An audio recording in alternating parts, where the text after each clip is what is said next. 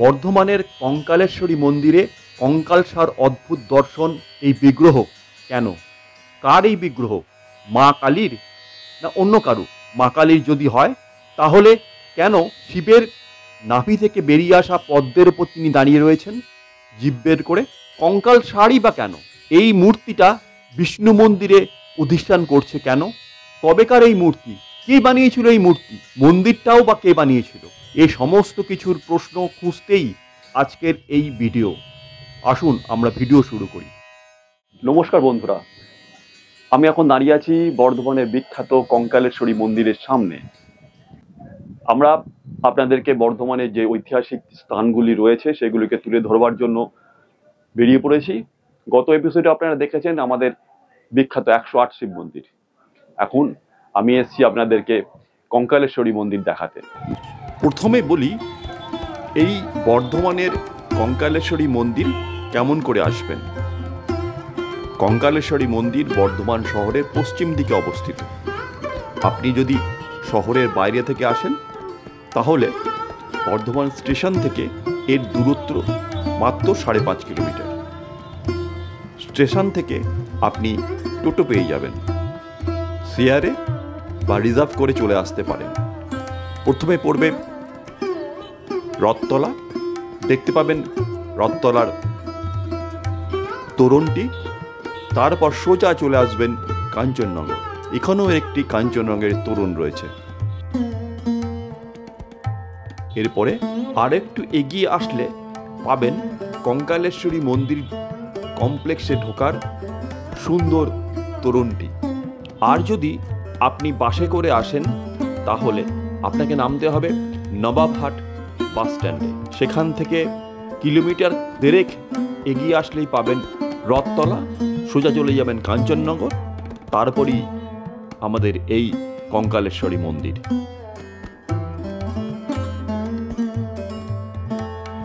চলুন আগে মন্দিরটা ভালো করে দেখেন। মন্দিরটা দেখছেন, এই মন্দিরটাকে বলা হয় নবরত্ন মন্দির। এই যে সামনে থেকে 6টা দেখতে পাচ্ছেন, আর যদি পিছন দিকে যাওয়া যায় তাহলে আরো 3টে। এই 3টে এবং 6টা 9টা মাথা নিয়ে এর গঠন। একে থেকে কারণে বলা হয় নবরত্ন। আর এটা আসলে 1700 শতকের সময় এর প্যাটার্নটা আসে। এটা পঞ্চরত্নের মন্দিরের আর একটা এক্সটেনশন। আর এখানেই কঙ্কালেশ্বরী দেবী স্থাপিত আছে। ইতিহাস বলছে এটা আসলে কঙ্কালেশ্বরী মন্দির ছিল না, এটা কোনো এক সময় বিষ্ণু মন্দির ছিল। এবং মূর্তি বা বিগ্রহটাকে খুঁজে পাওয়ার পরে তার জন্য একটা ইতিহাস রয়েছে, তারপরে এখানে প্রতিষ্ঠা করা হয়।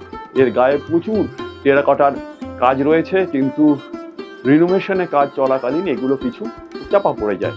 কিছু করার নেই, তো যেটা আছে সেটাকে নিয়ে আমাদের থাকতে হবে। চলুন ভালো করে আরো কাছ থেকে মন্দিরটাকে দেখি। মন্দিরের গায়ে বাংলার ঐতিহ্যশালী টেরাকোটার কাজ। হয়তো কিছু কিছু কাজ আমরা দেখতে পাচ্ছি না, কিন্তু এখনো যা আছে তা আমাদেরকে মোহিত করে দেয়।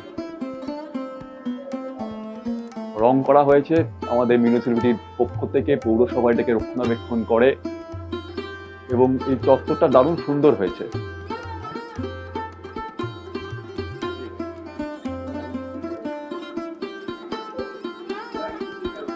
এই যে মূর্তি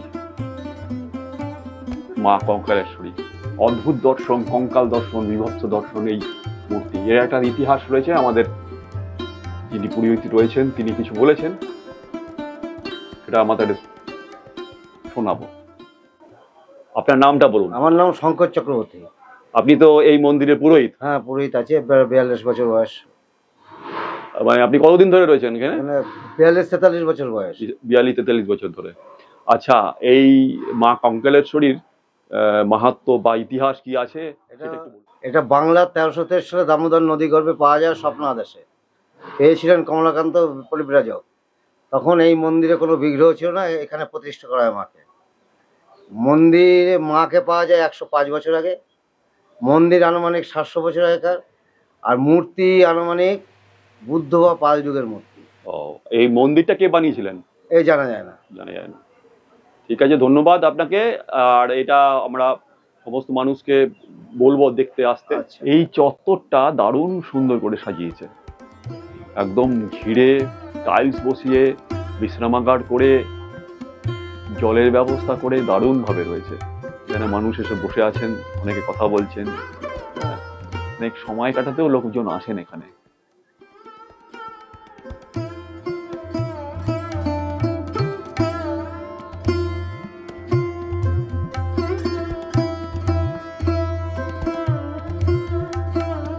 উনিশশো 17 সালে এই কাঞ্চননগর, যেটা আসল শহর ছিল, সেই শহরে বিশাল একটা ভূমিকম্প হয় এবং ভূমিকম্পের ফলে এইখানে একটা বিশাল ফাটল দেখা দেয় দামোদর নদীতে, এবং সেই দামোদর নদীর 35 ফুট গভীর একটা ফাটল, সেই ফাটল থেকে এই মূর্তিকে উদ্ধার করা হয়, তারপর এখানে প্রতিষ্ঠা করা হয়।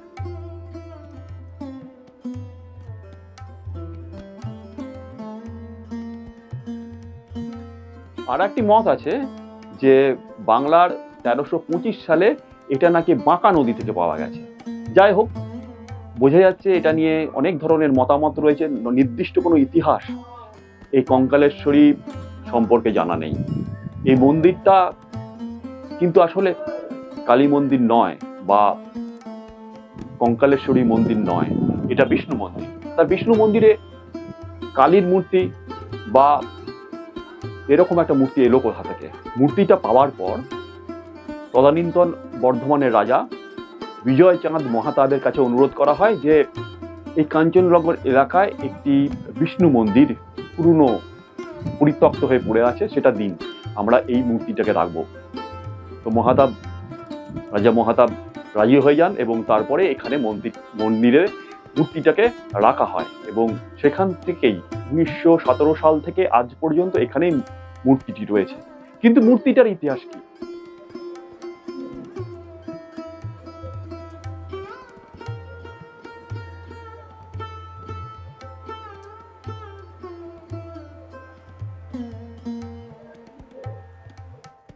এই মন্দির বোঝা গেল যে বিজয়চাঁদ মহাতাব এই মন্দিরটাকে দিয়েছিলেন।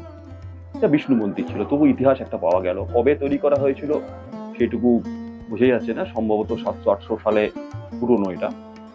কিন্তু মূর্তিটা কোথা থেকে এলো? একটা ইতিহাস বলি অথবা মিথ বলি একটা রয়েছে, সেটা হলো খ্রিস্টাব্দ 876 সালে এক ব্যক্তি, তার নাম ভুবনেশ্বর, তিনি এই বর্ধমানের দামোদরের পাশে এলেন ব্যবসা করতে, কাঠের ব্যবসা। বেশ অসার হলো তার 2 ছেলে, সত্যেশ্বর, খগেশ্বর, আর এক কন্যা সর্ববিদ্যা। এই 3 সন্ততিকে নিয়ে তিনি এই বর্ধমানে এই কাঞ্চননগর এলাকায় বসবাস করতে শুরু করলেন। ব্যবসা বেড়ে উঠল। এমন সময় তার স্ত্রী কাঞ্চনের মৃত্যু ঘটল, আর সে তার নামেই জ্যেষ্ঠ পুত্র সত্যেশ্বর এখানে কাঞ্চননগর গড়ে তুললেন। আর এই স্ত্রীর মৃত্যুতে ভুবনেশ্বর প্রচন্ডভাবে মনোদুঃখে আর ব্যবসা বাণিজ্য করলেন না, ছেলেদের হাতে তুলে দিলেন। ছেলেটা এই ব্যবসা আরো বাড়ালেন এবং চেষ্টা করলেন তাদের ভগিনী সর্ববিদ্যার বিবাহ দিতে। কিন্তু সর্ববিদ্যা প্রচন্ডই সত্যি করে সুন্দরী ছিলেন এবং বিদ্যামান ছিলেন। তার উপযুক্ত পাত্র এই বর্ধমানের এলাকাতে নয়, এমনকি বাংলাতেও কোথাও পাওয়া গেল না। তার বিবাহ বয়স পেরিয়ে গেল। 21 বছর বয়সে তিনি তার দাদাদের কাছে অনুমতি নিয়ে সন্ন্যাস গ্রহণ করলেন। তিনি চলে গেলেন হিমালয়ে, এবং তার বিয়ে হওয়ার না কারণে বড় ভাই সত্যস্বর সেও বিবাহ করলো না, ছোট ভাইকে বিবাহ দিল এবং সেও গৃহত্যাগ করল। বোনের খোঁজে খুঁজতে খুঁজতে তাকে পেলেন হিমালয়ের পদদেশে কোনো এক আশ্রমে। সেখানে গিয়ে দেখলেন যে তার বোন আর সেই বোন রূপে নেই, সে এক দেবী হয়ে গেছে।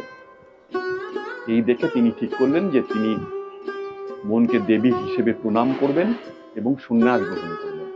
সন্ন্যাস গ্রহণ করে বিভিন্ন তীর্থ ভ্রমণ করতে তিনি হিমালয়ের বিভিন্ন স্থানে চলে গেলেন। তারপর একদিন স্বপ্ন পেলেন, যে স্বপ্নে তিনি দেখলেন এই কঙ্কালেশ্বরী মায়ের প্রতিমূর্তি। তিনি ফিরে এলেন বোনের খোঁজে, এবং মুখটা যেন ছিল তার সর্ববিদ্যার মতো, তার বোনের মতো। দেখলেন সর্ববিদ্যার মৃত্যু ঘটেছে। তিনি কিছুদিন ওখানে থাকার পরে আবার কাঞ্চননগর ফিরে এলেন, সঙ্গে নিয়ে এলেন একটা কোষ্ঠী পাথর। সেই কোষ্ঠী পাথরটাকে সত্যেশ্বর ও তার ভাই খগেনেশ্বর বিভিন্ন শিল্পীকে দিয়ে অনেক খরচ করে এই মূর্তি তৈরি করলেন। এই মূর্তির সারা শরীরে শুধু হাড় আছে, কঙ্কাল, আর রয়েছে বিভিন্ন ধরনের অঙ্গ প্রত্যঙ্গ। শরীর বিদ্যায় যদি বিদ্যান না হওয়া যায় তাহলে এই মূর্তিটা বানানো যায় না। এরপরে কোনো ইতিহাস পাওয়া যায় না। সম্ভবত বর্ধমানে বহুবার দামোদরের বন্যায় এই কাঞ্চননগর ভেসে গিয়েছে, তখনই কোনো এক বন্যায় এটা ভেসে যায়, এবং আবার এটা দামোদরের গর্ভে ভূমিকম্পের পরে 1917 সালে এটাকে খুঁজে পাওয়া যায়। এটাই হলো ছোট্ট আকারে কঙ্কালেশ্বরী মাতার সৃষ্টির ইতিহাস। তাহলে এটা কার মতো, এই মূর্তিতে কার মতো? দেখুন, আমরা সাধারণত তা দেখি, সেটা হচ্ছে যে শিবের ওপরে কালী দাঁড়িয়ে আছেন জিভ বের করে। এখানে কিন্তু শিব রয়েছে, কিন্তু শিবের পেটে একটা বড় পদ্ম ফুল এবং তার উপরে মা কালী দাঁড়িয়ে আছে। এই মূর্তিটা হলো চামুন্ডা দেবীর, কালী বা দুর্গা তাদের আরেকটা রূপ।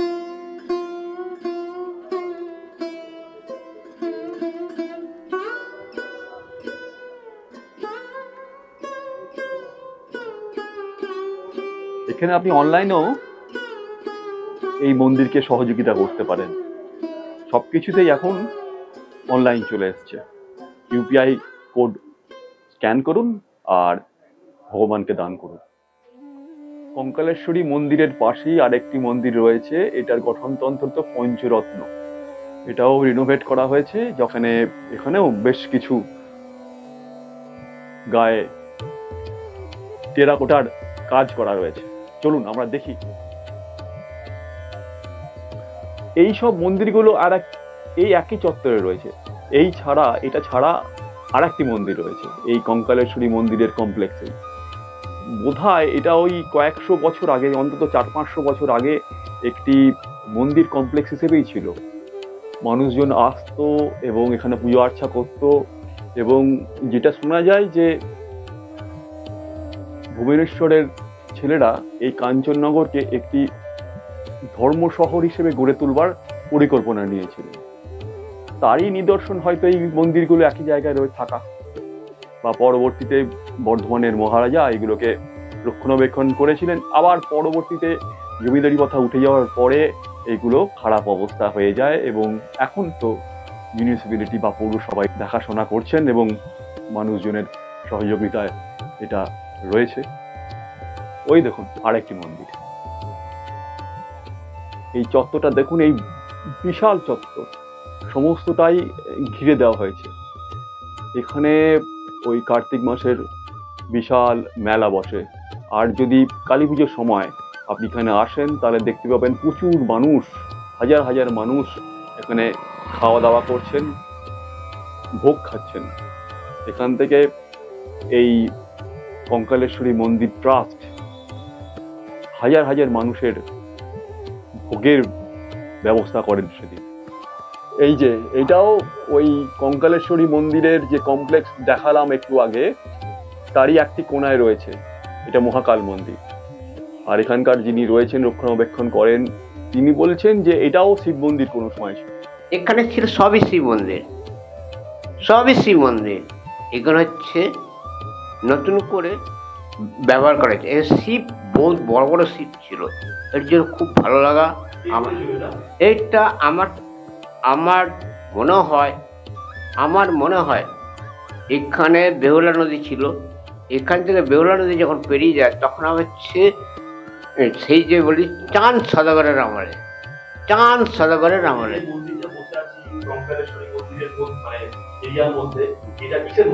এইটা এখন কালভৈরব মন্দির হয়েছে, এইটা ছিল শিব মন্দির। আর ওই আরেকটা যে মন্দির আছে সেটা ওইটাও শিব মন্দির আমার দেখা। মন্দির এলাকাটা ঘুরলাম। কঙ্কালেশ্বরী মন্দির এলাকাতে আরো 2-3টে মন্দির রয়েছে, সেটা দেখলাম।